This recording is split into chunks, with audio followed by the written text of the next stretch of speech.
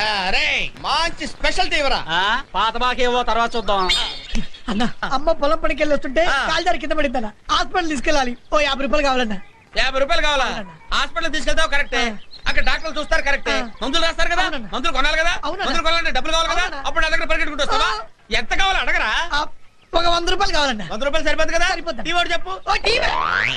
ఇది కాదు.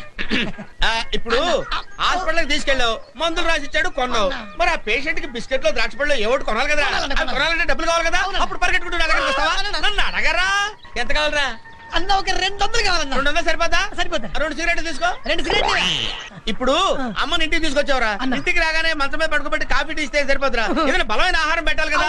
ఎంత కావాలో అడగరా తమ్ముడు. ఒక 500 కావాలన్నా. ఒరే అన్న నువ్వు నోరు తెరిచి 500 రూపాయలు అడిగితే ప్రస్తుతం నేను 5 పైసలు కూడా ఇచ్చే పరిస్థితిలో లేనురా. అదేంట్రా?